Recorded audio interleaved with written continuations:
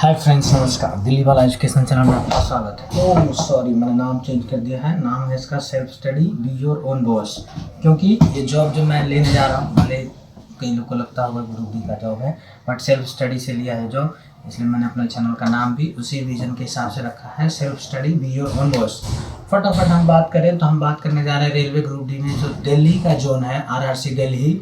यहाँ पर मुरादाबाद से भी, लखनऊ से भी और आपके अम्बाला से भी बहुत जगह से लोग आ रहे हैं, फिरोजपुर से, इन सब जगह से, पंजाब से लोग आ रहे हैं। ये सारे जोन दिल्ली में ही आते हैं, चंडीगढ़ में एग्जैक्टली आते हैं।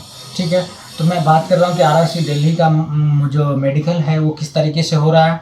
चश्मे वाले को क्या खास ध्यान रखना है, क्योंकि 3 ऐसे लोग मिले जिनके बारे में मैं ज़रूर बताना चाहूँगा, जिसमें आप भी फंस सकते हैं। बहुत माइनर चीज़ है, लोगों को लगता है कि ये तो कोई बड़ी बात नहीं है, बट वहाँ पर आपका टाइम डिले होगा, आप परेशान होंगे। तो उससे बचने के लिए सबसे पहले मैं आपको अवेयर करना चाहता हूँ। ठीक है, अब सबसे पहले मैं ये बताऊँ कि कैसे पहुँचना है। यहाँ पर श्यामा प्रसाद मुखर्जी हॉस्पिटल चांदनी चौक के बगल में या चावड़ी बाजार के बगल में पीली कोठी है, वहाँ पर ये श्यामा प्रसाद मुखर्जी हॉस्पिटल है। पहुँचने का 2 तरीका।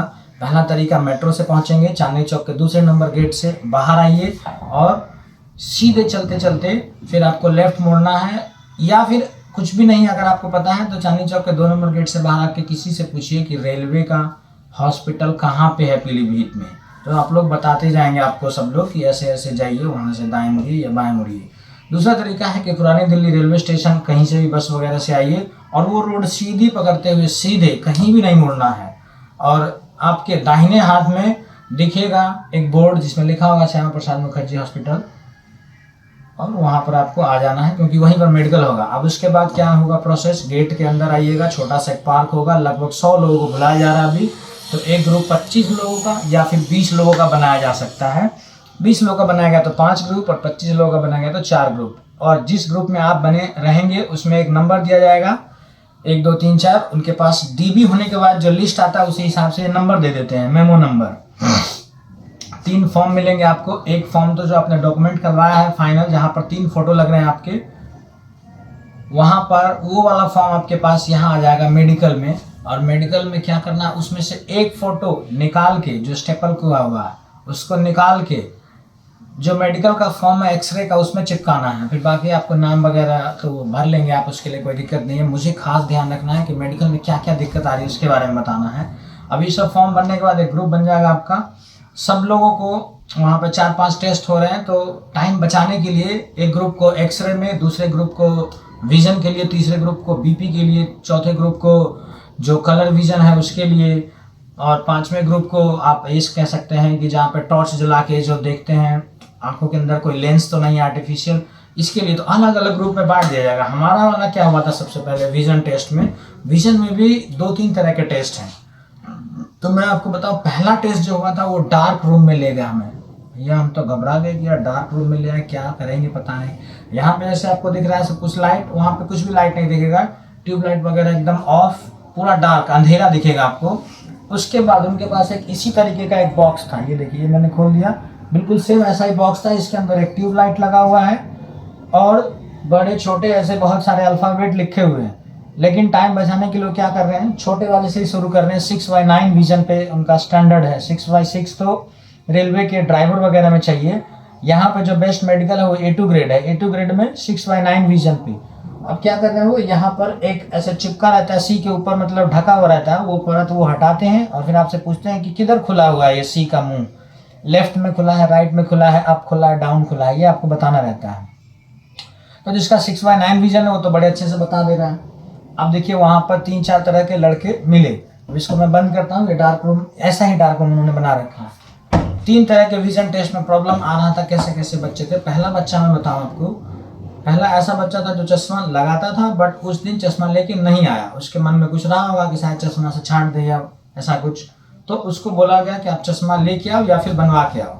बट फॉर्चुनेटली वो बगल का ही लड़का था, वहीं चांदनी चौक में रहता था, वहाँ से चश्मा लेके आ गया वो अपना। दूसरा एक लड़का ऐसा था जिसके पास चश्मा तो था, बट वो चश्मा पुराना बनाया था उसने, और उस चश्मे पर उसको ये वाला जो 6x9 विजन है ना, वो सही सही नहीं दिख रहा था।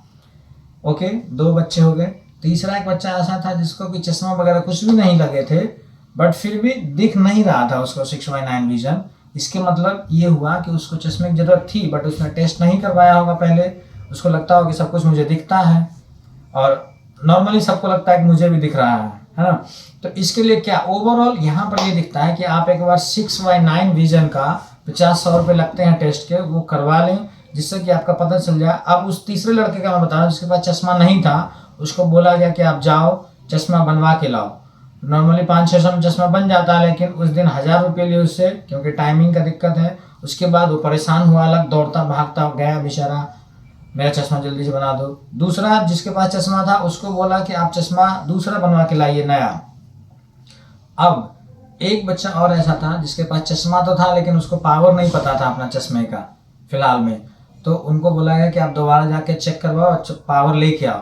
तो ओवरऑल अगर आपने चश्मा लगाया है तो पावर भी आपको पता होना चाहिए, क्योंकि मेडिकल सर्टिफिकेट में ये लिखा जा रहा है कि इस पावर पे, इस डायोप्टर के लेंस पे इस बंदे को 6/9 विजन सही दिख रहा है। समझ रहे हैं? तो ये चीज़ आपको विजन का मैंने बता दिया। इसके बाद एक्सरे टेस्ट होगा, बहुत सिंपल।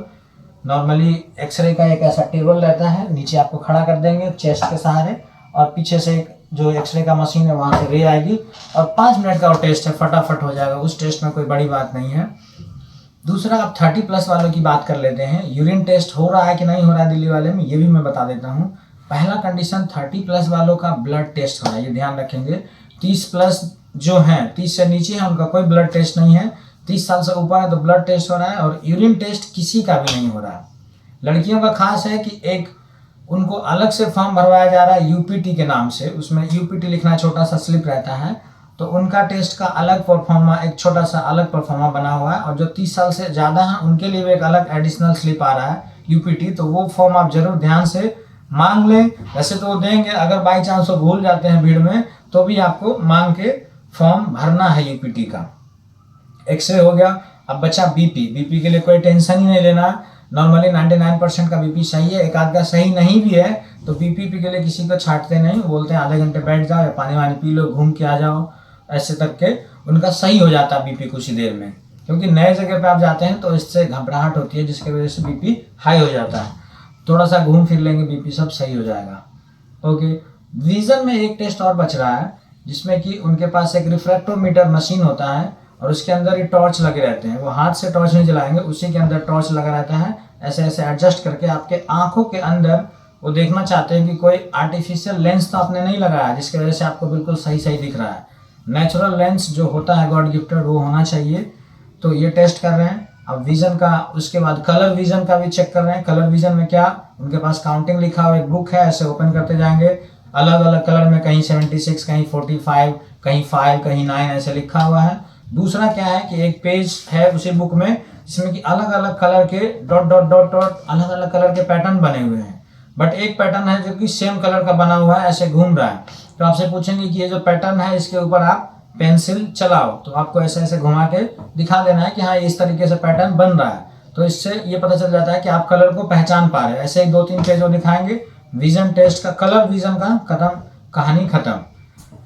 अच्छा, अब यूरिन टेस्ट होता नहीं। अब बचा टेस्टिस आप लोग समझते हैं टेक्निकल वर्ड है, तो टेस्टिस टेस्ट तो होगा ही।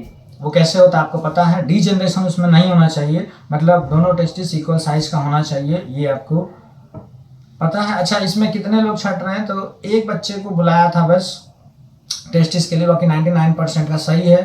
उसके बाद नॉर्मली हाथ वगैरह ऐसे सीधा करवा के दिखा रहे हैं, तो वो तो इसलिए देखते हैं कि यहाँ पे कोई फ्रैक्चर टूटा उटा तो नहीं है, ज़्यादा हाथ टेढ़ा तो नहीं है। एक बंदे का अंगूठा थोड़ा सा टेढ़ा था, तो ऐसा भी नहीं कि उसको छाट दिया गया। अंगूठा टेढ़ा है तो छाटना नहीं, बस उसके जो स्टैंडर्ड है ना मेडिकल का, मतलब उसको A2 नहीं मिलेगा, थोड़ा सा कम मिलेगा, B1 मिलेगा या B2 मिलेगा, इस तरीके से। A2 किसको मिल रहा है, टेस्टिस डिफॉर्मेशन नहीं है, डिजनरेशन नहीं है। ओके, उसके बाद उसका विजन टेस्ट में डार्क रूम में जो अल्फाबेट पढ़वाया जा रहा है वो बिल्कुल 6/9 विजन है उसका, और उसके साथ साथ कोई आर्टिफिशियल लेंस नहीं है आंखों में, वो और बीपी ये सब कुछ सही है, और हाथ पैर बिल्कुल सही सीधे हैं, कोई ऑपरेशन वगैरह नहीं हुआ, तो ये A2 ग्रेड में आ गया, मतलब बेस्ट मेडिकल है ग्रुप डी के लिए। ग्रुप डी का काम खत्म। हाँ, फोटो का मैं बता दूं, वैसे डीवी के लिए एडिशनल वीडियो में लाऊंगा, बट फोटो का मैं बता दूं कि 6 फोटो डीवी में लग रहे हैं और 2 फोटो मेडिकल में लग रहे हैं। तो आप 8 फोटो का अपना हिसाब रखना, वैसे तो 10 फोटो आपके पास होने ही चाहिए, 1-2 फोटो अगर इधर उधर हो भी जाता है फिर भी 8 बचने चाहिए। तो ओवरऑल आपके पास 10 फोटो होने चाहिए। इन सब के बाद भी अगर कोई डाउट आपके पास बच जाता है ना, तो आप इंस्टेंटली एकदम कमेंट कीजिए और मैं शाम तक फिर से वीडियो आपके लिए ले आऊँगा। हाँ, फाइनल बात ये है कि इन सब के बाद आपको चैनल को सब्सक्राइब करना है और लाइक करना है, क्योंकि मेरा विज़न है कि सेल्फ स्टडी के साथ लोग अपने करियर में आगे बढ़ते रहें। और congratulations to all the candidates of India जिन्होंने ग्रुप डी की तैयारी करी और सिलेक्शन लिया है। और हमें अभी यहाँ रुकना नहीं है, आगे और भी तैयारी करते रहना है जब तक कि वो पोस्ट ना मिल जाए जो पोस्ट हम चाहते हैं। बहुत बहुत धन्यवाद। लाइक और सब्सक्राइब जरूर करें, शेयर भी कर सकते हैं आप। Thank you.